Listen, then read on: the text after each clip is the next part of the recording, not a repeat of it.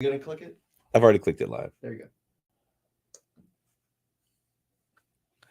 Hey, what's going on? This is Kareem, host United Shades of Gray, Conversations of Race in America. There's a lot of stimulation going on out here, but we're going to get started in just a second. So we want you guys to come on in. When you get in here, we want you to like, tag, and share this conversation with someone else. Today, we're going to be talking about CRT, critical race theory. And this is probably just an introduction conversation, seeing that there's so much that's a part of this. And it will really take some time for us to unpack this conversation. But we're going to get started in just a couple seconds.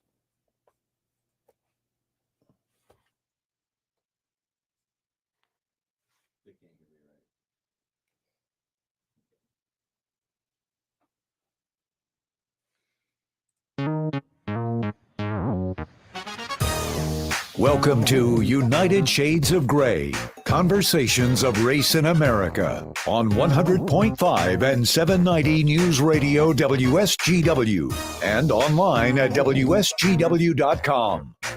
Here is your host, Kareem Bowen. Good evening, everyone. Welcome to another edition of United Shades of Gray, Conversations of Race in America. Good evening, Rebecca Garth. You are the first one in our social media stream online. And for those of you listening to us on the radio, when you hear this, we want to just thank you guys for tuning in regularly. We're finding out that we have people that tune in every single week.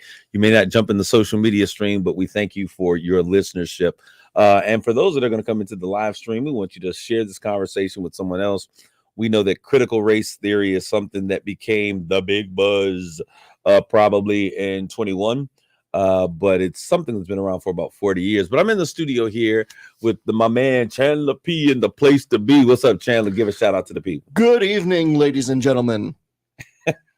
That's all That's I got. his radio voice. I was waiting for the starting lineup of the Pistons on that one. I don't get to use the radio voice often, so I got to get it out when I can. All right. And of course, we have our resident reoccurring co-host here, Mark Bassett. Mark, give a shout out. You've been all over the map, man. I have been. I was in Boulder, Colorado, and Palm Springs, California last week, and I'm headed to Albuquerque, New Mexico next week. Man. By the way, I just want you to know, Kareem, you've got two new listeners, my wife and my therapist. Good luck to them both. Amen. Good luck to them both. But I do want to say, Mark, so have you ever been to the Garden of the Gods in Colorado? Beautiful. One time. Yeah, it's beautiful. I think it's probably all I would do is probably go one time, then maybe 10, 15 years later. Yeah. But it was definitely. Have you ever seen it, Chandler? No, I've not. Never been out of Don't say it. Saginaw. Don't say the it. Midwest. Okay. So, okay. All right. Well, we're going to have to do something about that. So those of you who are tuning in, we want to thank you guys for coming into the stream. We got a lot to unpack on today as we, as you know, we always do. We just start off light and just take the easy stuff and then work our way in. But we're going to talk about race, and we're going to talk about really what is CRT, critical race theory. You've heard a lot about it. We're going to try to unpack this conversation and see why so many people are so opposed to having this discussion. And you know, there's been a lot of fights about it. We'll get to that. But before we do that, let's talk about what's hot off the press. I got sound effects and everything now. Can I get some sound effects, please? Yeah, you could. You just got to let me know ahead of time. Yeah, I need some flames and, what's hot off the press. You need to hire that guy from Police Academy. Yeah, he was good. He was very good. He was on top of it. Yeah. So that's what we're gonna talk about. But let's get to what's hot off the press. There is so much craziness going on. And I want to just, a couple of these things are kind of intertwined, but Putin's war on Ukraine. Have you guys been able to have you been watching this? Yeah, because I'm the kind of kid that I'm watching it first thing in the morning, every break in between. I'm getting updates on my phone, and it's the thing that I go to sleep to because I can't. It's just I'm mind boggled by what I'm seeing. Are you one of those guys? I'm not. I don't watch news on TV anymore. I gave that up. We've talked about that. I'll read online though. I get up in the morning. I look at it, look at the updates, see what's going on. So. But they're saying 2 million people have now been displaced from Ukraine. That's just unbelievable. But all this stuff is happening. Boycotts are going on. Bans are happening. countries are assisting with weaponry and all of these different things. Now, this whole concept of a no-fly zone, and I've been really listening in. So when I talk about I watch news, I watch CNN, I watch Fox News, I watch MSNBC, I watch BBC, I watch everything, and I want all of the slants from everybody's opinion, and then I'll decide which one of them is right based upon what happens in my ears here. But this whole concept of a no-fly zone, there have been so many Americans that are saying, hey, we probably, if we're going to stop this thing, we need to go in and get involved with this no-fly zone. I'm mad that I'm gonna be paying more gas. I mean, I think that we need to do what we need to do with this, assistance and all of this boycotts and bans and sanctions that they're doing. But I don't know if you guys have been to the gas station, and I think a lot of Americans are okay, and they think, yes, we should support now. But can you really imagine gas being like $5.56, $5.50, $6? I mean, well, if you do an inflation adjustment, it's been there before. I mean, it has. Not in my lifetime. Yes, it has. Yes, it has. Has it really? Yes. Man, I can't see Americans, because I think we're good for a short-term cause. And I think that we can really jump on the band and be like, okay, yes, we want to support, our fellow man. And I'm that way. But every time I go to the gas station, it's just like going up and up and up. And I'm wondering how long Americans will be able to have the stomach for something of this nature. So it's something that's really interesting to me. So they're trying to get us now. The MiGs and the F-16s. If we get this correct, I want to make sure, because I really was paying attention, because something really crazy happened. Poland was like, U.S. was like, hey, Poland, why don't you give them those planes that we gave you, right? And then we'll just replenish them. And Poland was like, hey, why don't we give you the planes that you gave us and you give them to them, because no one wants to be in a phase directly involved. Yeah. So what do we do in this particular situation? So do we just allow Ukraine to get the heck bombed out of them, or do we finally stand up? Because I think Putin is going to do what Putin's going to do. I'm a firm believer that, if we allow him to take Ukraine, the Baltic states are next. Poland, be aware. The domino theory. You're bringing back the domino theory. I don't know what they called it, but in my mind, if it's dominoes, that was the whole Southeast Asia thing. That was the domino theory. But I think that's what we're dealing with, and it's kind of crazy. It's so crazy how I was going to say Stalin, not Stalin-esque, but Hitler-esque. The propaganda campaign is, and then the mind games. Yep, we just bombed the heck out of you. Now we're going to send in humanitarian support, and we're going to help you. Let's give you these pathways out of, Ukraine, which lead directly into Russian territory. Yeah. You love us, right? You love us. I mean, so it's interesting to see what happens there. I think that we as a nation, I think we're being tested in so many ways, and I'm not sure how I feel about the handling of this thing. I just don't want to be in another world war. I don't want to pay $10 for gas. And I'm hoping that we can come to some peaceful resolution, because I don't like seeing people get bombed. 2 million people displaced already is just absolutely, and they're saying like 1 million of those are kids, 1.5 million of those are kids. Continuing in that whole thing, Brittany Griner, we were talking about this before we got on the air. Many people don't know who Brittany Griner is because most people don't watch WNBA. And when you think about it, there are two areas of sports that I absolutely love. It is the WNBA. You do? Man, I love the WNBA. Wow, okay. Well, part of because whenever you go to a WNBA game, you can almost get a front row seat. You can almost get front row seats. So I love the WNBA. And, so Candace Park, all of those WNBA players, Taurasi, all of those, I love them. They give great basketball. They hustle like they're still in college. And that's what I love. So she is out there, Brittany Griner. She's a 7-time all-star, 2-time world champion.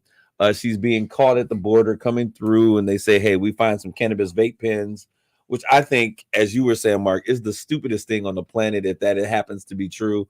Going through any customs with any contraband of any kind, even if it's allowed or not allowed, not being aware. So the thing is, this has been going on since All-Star Weekend. All-Star Weekend was February 20th. We hear about this just, less than a week ago. Last Saturday, I think, is when it first hit the news cycles. What's been going on, folks? What do you guys think has been happening all of this time? I didn't even know this was happening. Okay, so you didn't know this. So she's been there since February 20th. this is my perspective, and this is what I think is going on, right? The WNBA, along with the NBA, along with whatever World Sports Federation, IBA, which I think is going to be the International Basketball Association, they were trying, hey, you got one of our guys. They let him know several times who she is, world champion, that kind of thing. And when the war starts, they lose all of their bargaining tools because we don't care. They don't care. And so they were trying to handle this secretly. But what happened was nobody was intending for Putin to go in. I don't think the Russians, I think they knew what they were going to do, and they grabbed her. And they grabbed her. Yeah.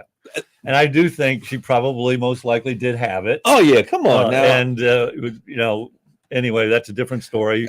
And they're using her as a pawn. Well, and so that's the thing now. So her family, they haven't heard from her. They hadn't had any updates in a little while about what's going on, but they do know that she's in Russian possession.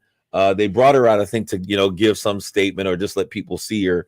But it's going to be interesting to see what happens. And if you think she would become a POW, she's not a prisoner of war, but she will be held at hostage about this situation. Our thoughts and prayers are with you, Brittany Griner. Come on, let's not. And to the rest of you, let's not take illegal substances to other places. If that happens to be the case, let's be a bit wiser. But it is such a horrific thought that this young woman could be out there. In a far, and being in Russia is far away. And I tell people all the time, like Russia, China, it's on the other side of the world. But to be behind the reformation of the Iron Curtain makes you that much farther away. Those are just different ways of doing it. I mean, people think it's tough here. Holy cow. Yeah. I mean, you have no voice. We are soft Americans. Yeah. We get mad. We go to our Twitter accounts and Instagram and post. Yeah. You don't get that option when you're over in those countries. So our hearts and prayers are with her. During the State of the Union address, and I'm never, these are the types of things that I never like to watch. But because there is a war that was going full steam, I watched this thing. And I was really pleased. I was excited about two things. The first thing that I was excited about, people probably think, well, that was kind of crazy. I was glad to see our bodies of Congress in the same place without mask. Thank God. With no mask on. Yeah, I was so excited. Yeah. I was like geeked like a little kid at Christmas about that one. But then the other thing, I was glad to see that even at some points of the speech, there was some unity that took place, and they were, cheering and standing. I don't care what it's for. I'm just so over this divisiveness. And so what I did not hear that was disappointing, there was like, I think, a one-liner in there or something about voting rights and everyone having equality of voting rights. I've been saying this for nearly a year and a half now. If there was not a change and this administration did not get in and start doing some things as it relates to voting rights out the gate, that it was not going to happen. We've seen what the soft Republicans, Sinema and what Joe Manchin and Sinema are doing in terms of, they're like, we're not changing it. And, I don't know how I feel about the filibuster, but I do know how I feel about voting rights and the things that we're seeing across the country.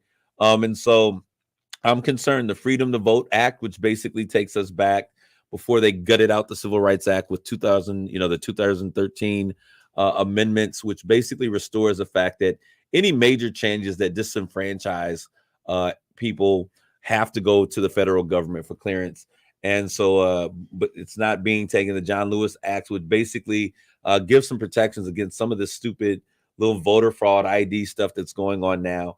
They're under the rug, and we're in a war now. So nobody's thinking nothing. You're in a war, and there's inflation. There's a war, and there's an inflation issue. So it's probably not going to rise to the top. Yeah, there's a B21A3 something COVID variant Yeah. that's out there. But so that is a concern for myself. I don't think that this is going to happen, which is really a sad thing.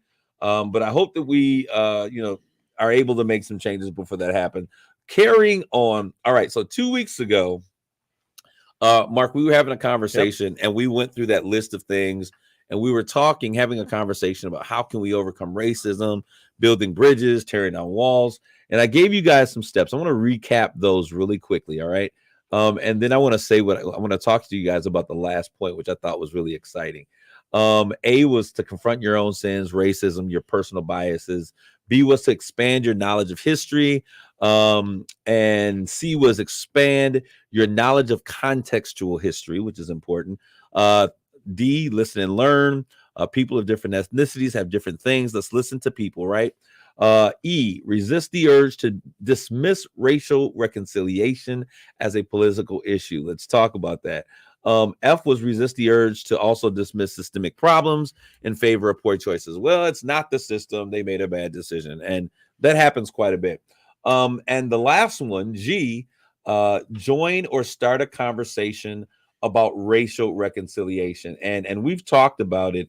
And I've shared with you guys that the main purpose that I wanted to do something like this, conversations of race in America, is because I believe firmly that anything that we can have a conversation about, we can change. And we've talked about that a number of times, Mark. So let me tell you what happened. And I think that this is really, really, really kind of cool.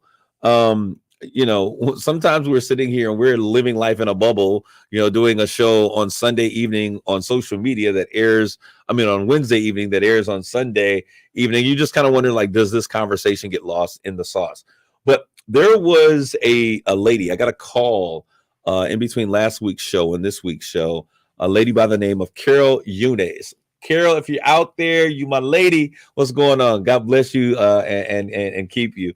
But Carol Eunice called me. She is from a group called the Merry Wives Club. I've never heard about the club. Have you heard of them before? Never. Okay, they were a club that was created back in 1934 to encourage friendship and education among women of Saginaw and surrounding areas. Now, they have these groups all over the place, but this particular group, they meet at the Saginaw Club, 11:30 a.m. I think it's like every third Tuesday or something of that nature that they meet. So she calls me up, and this is what's cool, guys.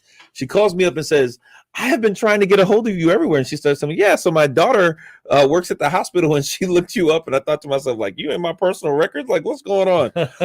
But she was talking about, she looked me up on social media. So when she started telling me all of the things that I was, and I went to Michigan State, and I'm like going, she's done You her have a homework. fan there. Yeah, that's what I was thinking. So she says, listen, I've never heard anyone really have conversations about race the way that you do. I love the way that you're talking about race. When you first came on Art Lewis's show and you said you were going to do this, that next Sunday I went over and I followed you over and I listened to the conversation. She says, and it was something that was intriguing to me. So I've shared it with some girlfriends of mine, which, you know, she's a senior woman, which I love it when young people use mature people use young words. She shared it with some girlfriends. They've been having this conversation, and she's the president of this organization. She's like, you know, Kareem, I would love to have you come. She says, I've been listening to your show ever since that very first show.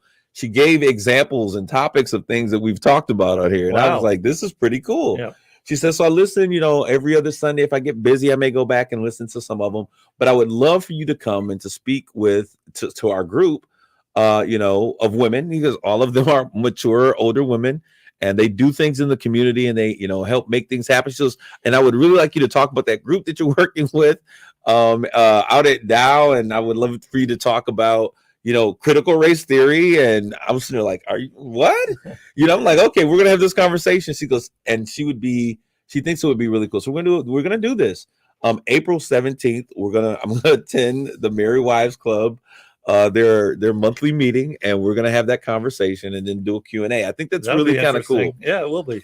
So hey, people, somebody's listening out there. And they're interested in doing what G was, which was to start that conversation. So I think that's really cool. Today, I want to do a spotlight. It is Women's History Month. You know, March is Women's History Month. There are a lot of great women doing great things. And the first person I'd like to highlight doing this is Ruth Bader Ginsburg. And Ruth Joan Bader, the second daughter of Nathan and Cecilia, Bader grew up in a low-income working-class neighborhood in Brooklyn, New York. Ginsburg family was Jewish. Her mother, a major influence in her life, taught her the value of independence and a good education. Cecilia herself did not attend college, but instead worked in a garment factory. We hear this story so many times to help pay for her brother's college education, an act of selflessness that forever impressed Ginsburg. At James Madison High School in Brooklyn, Ginsburg worked diligently and excelled in her studies. Ruth Bader Ginsburg became the second female justice of the U.S. Supreme Court, born in 1933. Mark, right around that time you were born, in Brooklyn, New York. Bader taught at Rutgers University Law School, then at Columbia, where she became its first female tenure professor. She served as the director of Women's Rights Project of the American Civil Liberties Union during the 1970s and was appointed to the U.S. Court of Appeals for the District of Columbia in 1980. Named to the U.S. Supreme Court in 1993 by President Bill Clinton, which some argue is the first Black president. She continued to argue for gender equality in such cases as the United States versus Virginia. She died September 18th, 2020, during this pandemic due to complications from metastatic pancreas cancer. So our woman that we're spotlighting today and leaning in for was Ruth Bader Ginsburg. So I want to thank you guys for listening to that conversation, because I think it is something cool. Now, what I think is really cool is that it was Jimmy Carter, I think, who initially was like Women's History Week. Did he start it? Okay. No, he didn't start it, but he made it official. Okay. He like officially recognized this as a thing, Women's History Week. Now, what was interesting as I was taking a look at this, and the listeners may not be aware of this whole Women's History Week and celebrating women was something that actually started back when Russia was going to war, I think in World War II. So this is where this started. Really? So I thought, how interesting, we're at another cycle. They're going into war again, and we're having Women's History Month, just a couple of weeks after the onset of their onslaught, I should say.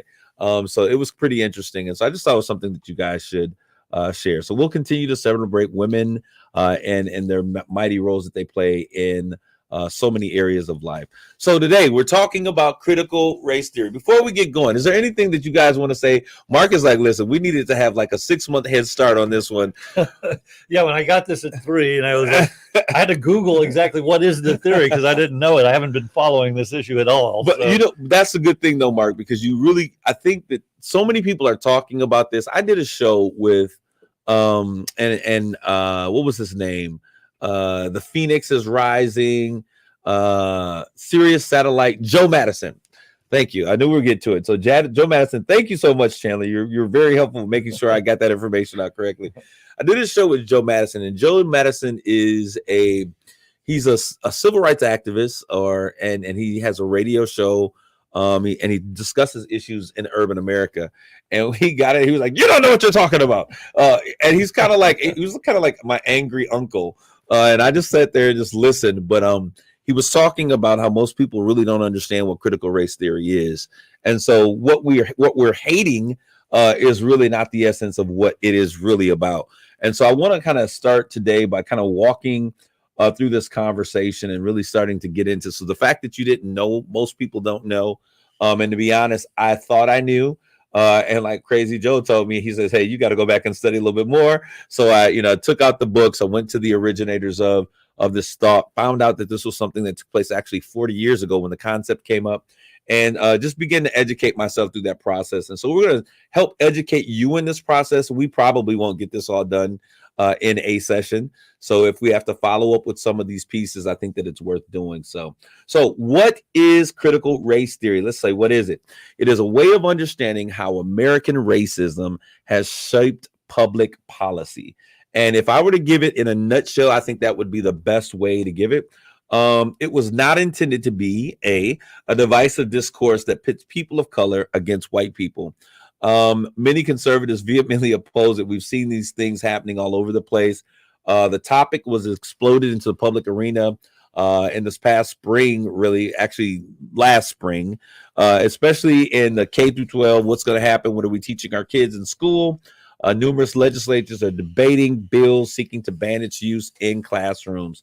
So I want us to begin to have this conversation. We're going to talk about what it actually is, how it impacts us today, where does it start, and we'll give you some foundational pieces so that we can have a real conversation about why this is important. So many people feel this is important, and then what makes other people really fear. And I think that whenever we fear about something, I think it's one of our most base responses that we could have. And we fear things that we don't understand. And so, Mark, when you said that you really you didn't understand what was going on, there's a lot of people who really don't understand it. So let's see if we can have a conversation. We can bring some clarity to what it is that we're talking about. And through that clarity, see if that we can then onboard in this process and get people to see that it's not such a scary thing, and that there is actually a need for us to have these conversations so that we can begin to change the dynamics that we're currently working with. If you're out there listening to us via social media, let's share this conversation with someone else. Let's build our listening audience. Those of you who are going to be listening to this in replay on Sunday, thank you. Lean in, tune in, put an ear to the grindstone and listen to what we got going on. I'm here with Tyler Chandler. I call him Tyler every single time, with Chandler and my guy Mark Bassett co-hosting as we're having this prolific conversation about Conversations of Race in America, CRT, critical race theory. We'll be back on the other side of this commercial break. United Shades of Gray will continue on WSGW.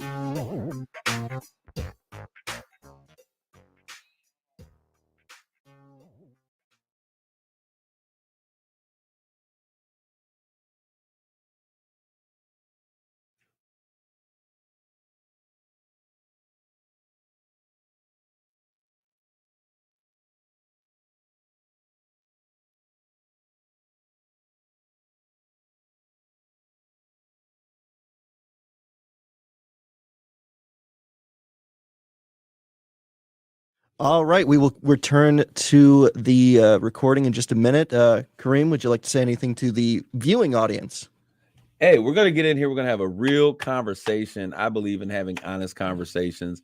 And you can't have this with everybody. And so I think we have a special environment that we have here. Mark and I are great friends. We respect each other. And if he could sit home for just like 5 minutes instead of jet setting all across the world, we probably could have some more interesting conversations. But stay tuned. We're going to get into this critical race theory. What is it and how does it impact us in terms of how we live today? All right.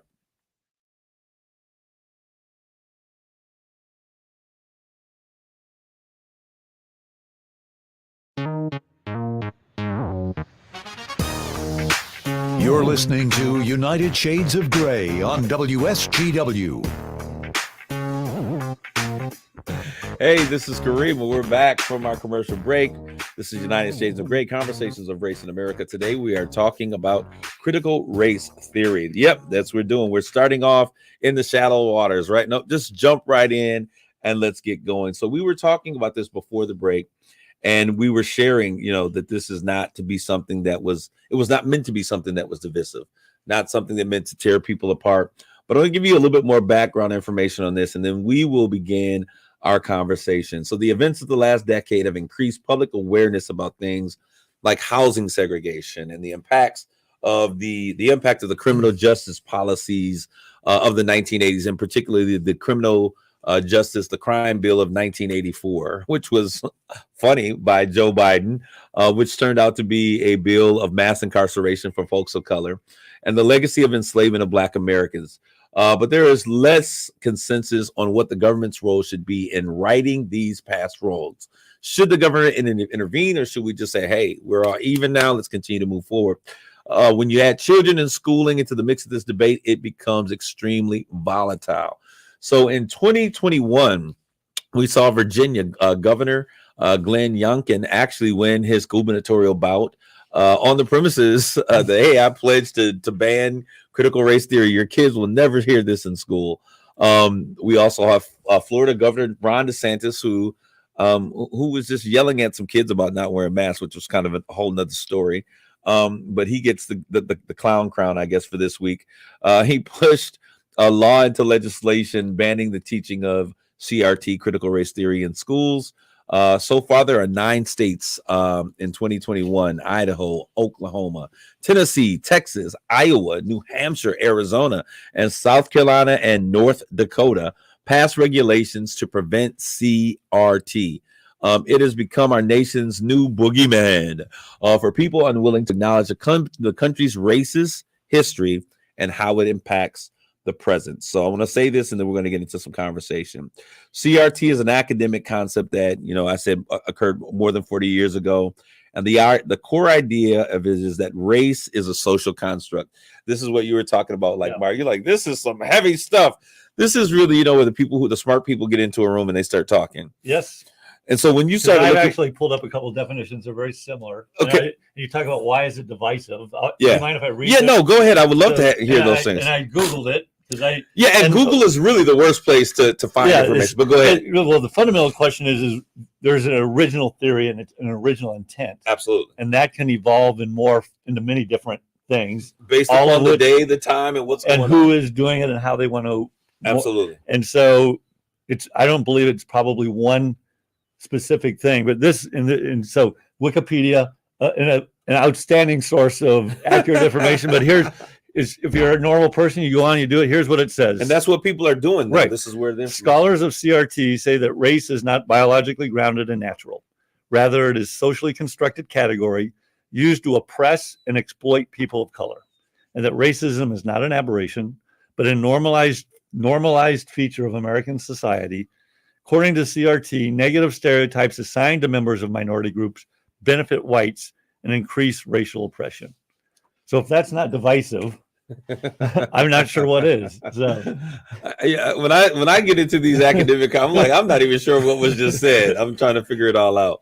But no, and that has a very different tone to it than what we were sharing here today. Right. I'll tell you today. So the creators of this, I was watching a panel today because I think it's important to get. I have this concept of law of first mentions, wherever it was initially used by the people who used it.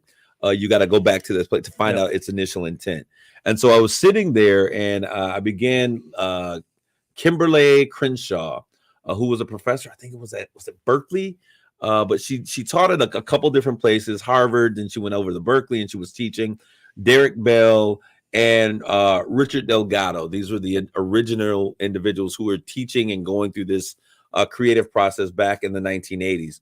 And so they were saying that CRT, critical race theory, it emerged from the framework of legal analysis of the late 1970s. So I'm going to say it this way. Basically, we saw with Reconstruction and the new Jim Crow law. The Jim Crow laws took place. From Jim Crow, there was this fight in the 60s and 70s for equality, which gave us the 13th, 14th, and the 15th Amendments. All of those things took place to make sure that we were righting some things that were wrong based upon our historical atrocities of slavery, right? And so then in the 60s and 70s, we see this march, this push for racial equality, the ending of war. There's a lot that's going on with Dr. King and all of these other individuals to eventually get to the 1970s, the mid to late 1970s, to eventually get to a place where the Supreme Court makes a ruling that kind of gives us an overall arching understanding of what racism really is. And so the definition, and this is why they say it's a social context. So based upon the legal ruling by the Supreme Court, the definition of what race is now you cannot discriminate, anything that discriminates based on the color of someone's skin. Mm-hmm. And so what happens, and this is where the idea of CRT comes from. So in that, there was racism that took place. There was racism in housing. There was the boycott racism, racism in terms of where you could eat, just, where you could live and all of those things. When the Supreme Court ruling came by, it basically said that race is when you use skin color as the determinant for your decision, whether to hire, right, and those kinds of things. So in essence, what it did in that moment, there were other issues that then existed. So there were other ways that were latent or undercover that people utilize. So I can't judge you or not hire you or not allow you to live in this community based upon the color of your skin, but we set other standards in place. We put other things that are in place that are usually what we call it indicators of where you come from, or indicators of how you grew up, or things that were socially. Can you give me like an example? Well, give me a real Well, right. So I'm trying to think about what's the best way to explain it. So racism is no longer allowed. We outlaw that. Yep. But I go to a job and I'm not choosing you based upon your race, but I see your name is Kareem Brown when you come through the door. There are these hidden bias issues that indicate to people that this is someone's, or we say, hey, we're looking for people who have this experience, and say the experience is they have a master's degree in something, when blacks have not been allowed to go to school, and they may have a bachelor's degree. So you isolate and you remove an entire pool of individuals, and it's based upon their historical perspective, because they've got, hundreds of years that they're behind the gun. And so it's not necessarily the color of their skin that becomes the barrier, but it's an intrinsic thing that's built into the system that continues to isolate people of color from those opportunities, if that makes sense. It kind of does. No, but go ahead. I understand what you're saying. It's like on paper, everybody has equal opportunities in the United States, but in reality, it's tougher for some people to get access to things like education or access to things like. I would argue, though, it's back to what we talked about the last time. I don't think any of these things anymore are driven by race, or people are trying to game the system to exclude people of color. So like the 1984 law. I don't think that everyone was behind, all these white guys were behind the scenes figuring out how can we put a bunch of black guys in jail? Hey, let's go do this law. That's not why that was done. And I think some of it was probably intentional, but I think a lot of times we get to a place, and let's be clear, I'll be very clear about this. The civil rights movement was a movement that took place not just by Black Americans, but there were white folks who decided and desired to see equality take place. But even in doing so, when you if we put a bunch of white guys in here, they're going to, set up rules for what's going to be equal now. Right. I would probably think that some of those laws and some of the things that are created are going to be biased or even one-sided. Well, I would say, here's what I wrote to finish the thought is what happens in many of these cases that you're talking about. Housing is another one. It's what happens is people who are economically disadvantaged as a result don't have the same opportunities or can't. And it happens because of the history here that a higher percentage of Black Americans are economically disadvantaged. And so I would argue, kind of like last time, that the rules that are in place, the system, the structure that's in place is not inherently racially biased. And it's a situation where as time progresses, you'll see less racial division because people will eventually it'll even out in a sense. So what do we do with the, let's say, 100-year head start that's taken place? That's a tough one. Yeah. How do we write those situations? And people have tried things like affirmative action. They've got and that's another pushback thing, because at the end of the day, when you look at affirmative action and you really get into those numbers, it doesn't. The person who benefited most was white middle-class women. When you look at the statistics of affirmative action, but I don't want this point to be lost, because even when you brought up the housing situation, and we look at housing, so I can no longer discriminate based upon the color of their skin. But what we do is we create infrastructure, right? It's good work.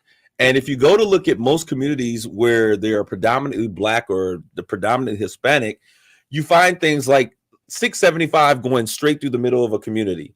You find train or railroads or subways that was a poor community. I mean, the reality is it was a poor community. But the communities were emerging before those things took place. People didn't say, "Hey, I want to build a house right by the train station."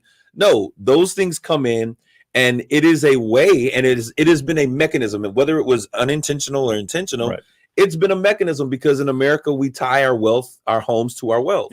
And so it is a great way to devalue and to keep a community down by building these things into the infrastructure of America. We see it happening across the country. It's not that just Black people just woke up and say, you know what, I got off on the Underground Railroad. Why don't I go buy a house by one? It's not what happens. And so I think that we have to begin to understand that if these things are continually pervasively happening, there has to be a reason and a mechanism that drives them this way. Chandler, you were going to say something? I don't know. I had a thought about, like, you were saying, Mark, that it was a poor neighborhood, and they got bought out to put like roads and railroads there. But what does that say about, like, let's say, affordable housing? So I can, like, if I put up a couple of houses that are fairly cheap to make, does that mean at any point Walmart could come up and buy the entire land? And do I have to pick up and move every time somebody says, no, I'm going to buy you out, it's okay? Well, the fact of the matter is, and if you go back and you look at it, the same value is not assessed to Black communities that has been assessed historically to white communities. So that's why you don't see those things happening so much. You know, if you look at the city of Saginaw, on the west side of the city of Saginaw, I'm thinking about how many times do I cross a train track, you know, when I get to the west side of Saginaw. You don't. Go to the east side. I was stopped at a train going across the bridge one way and stopped on the way coming back. Those are perfect examples of what we mean and how the system has moved and the pushback to what the 60s was able to accomplish, because it's not that it's based upon race, but it's based upon other systems that some of them can be implicit biases that we don't even recognize exist. And so we value the things that are in our community. You know, we are a product of where we grow up and where we thrive and where we, you know, build our lives, so to speak. And so I think that that's one of the things. There's a book, and I want to share this with you guys really quick. I read this book, and the name of the book is Racism Without Racists. And so, you know, scholarly folks have come up with the idea, like, you don't need racists to have racism exist. Does that make sense to you, Chandler? Yeah. Okay. Because it's a social construct. Okay, exactly. And so, you know, no one in America, this is my belief. You can tell me what you guys think about it.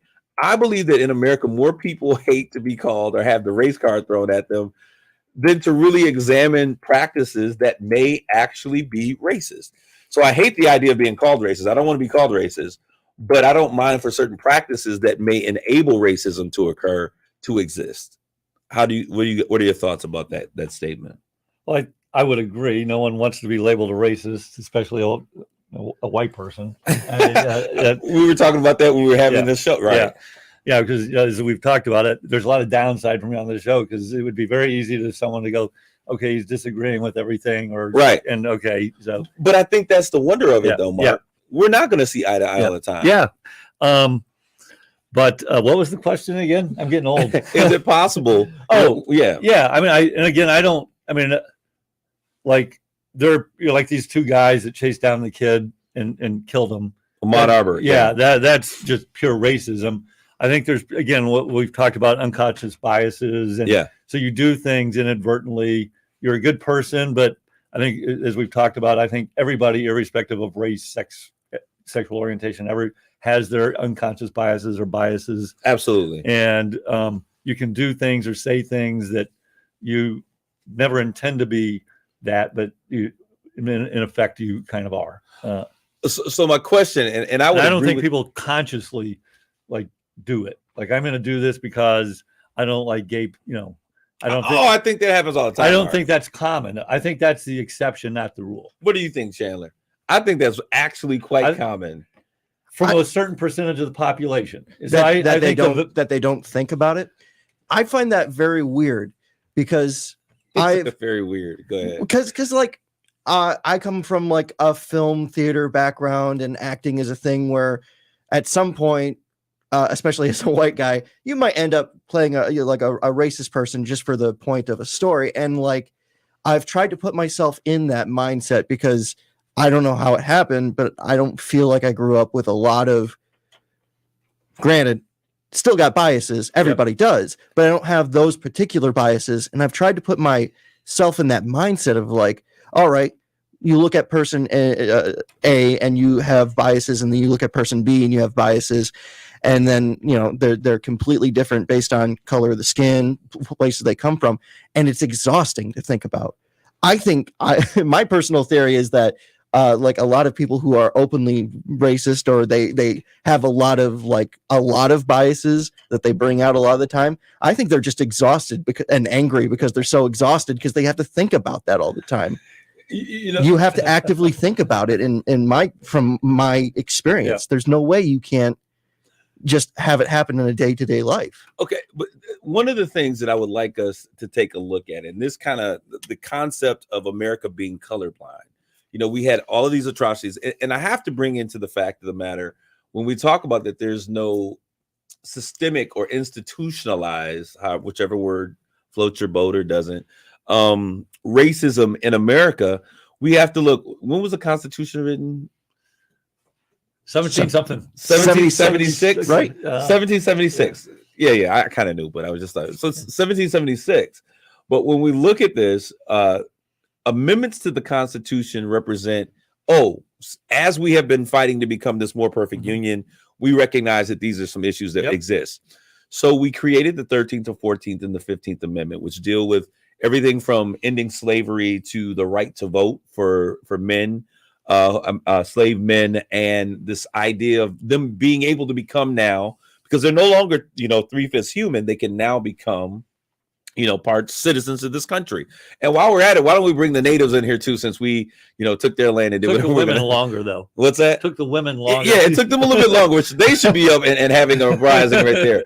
But when we look at it, the fact that there had to be an amendment to the initial framing of what our founding fathers thought allow us to understand that the system was rooted because it was created in a time when slavery was okay. It was okay. I mean, that's why I get so flustered with people that want to crucify somebody that said something 40 years ago when they were a teenager, because what was okay to say 40 years ago, that isn't, they don't, and what was accepted 200 years ago, it was okay. Change. It was okay. People change, but policies don't.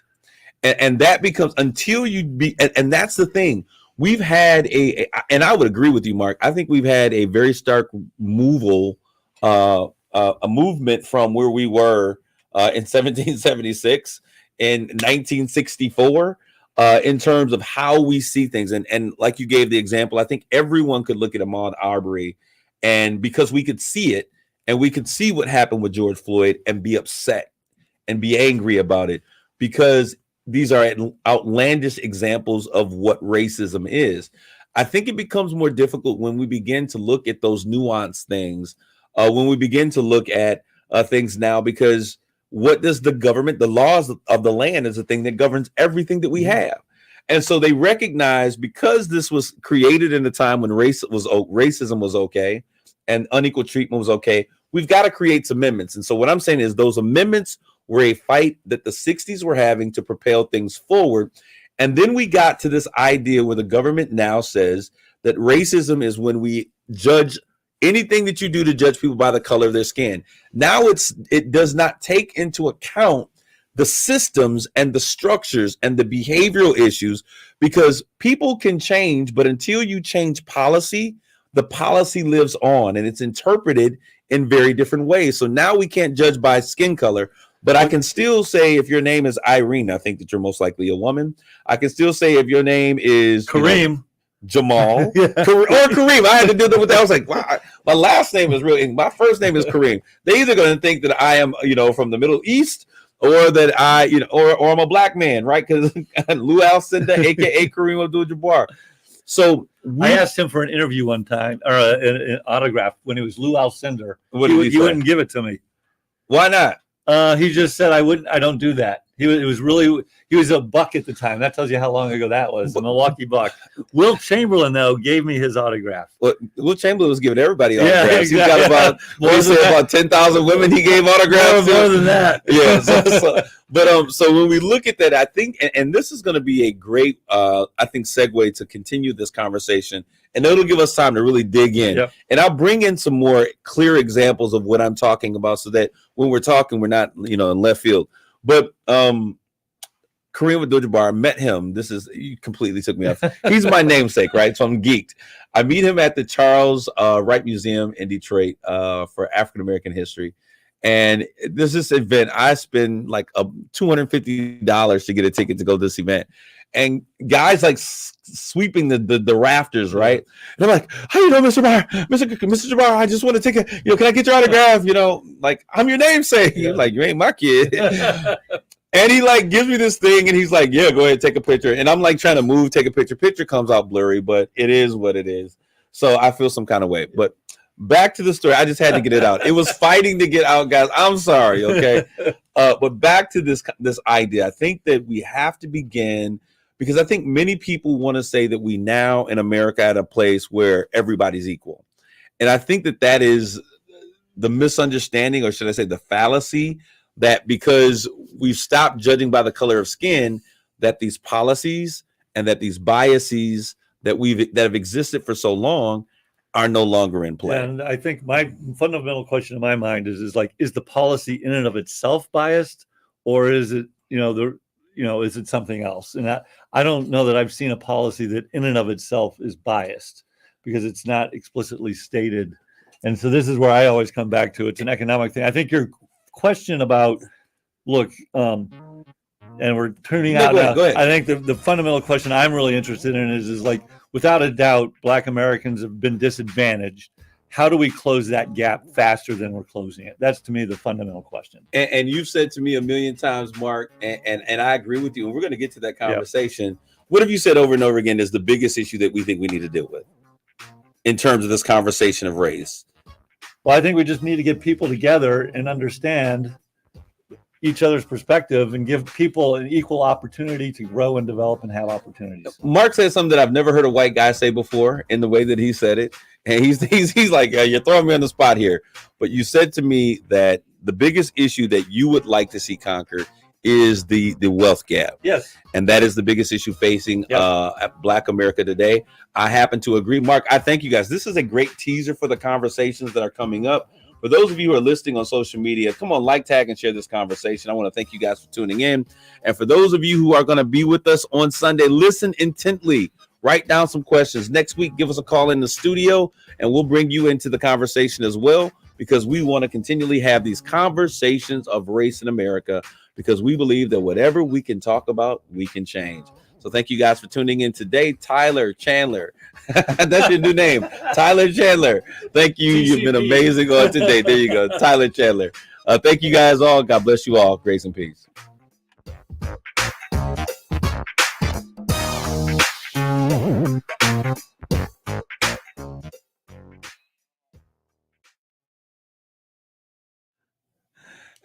Thank you, honey. I got your honey Jador. She says she agreed with the wealth gap.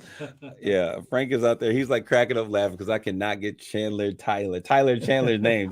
I just had a thought. Can I be TC? Can I be Top Cat? A TCP. TC, are you with me? All right. But those of you who are listening via social media, we want to take this opportunity to really invite you guys back. We're going to continue this conversation. I'm going to bring some key examples, Mark, because I think what you said was very key. We'll bring in some key examples and let us take a look at those and how they impact us in subtle ways as we continue to have this conversation. You guys take care of yourselves. Be amazing. Stay blessed. Grace and peace.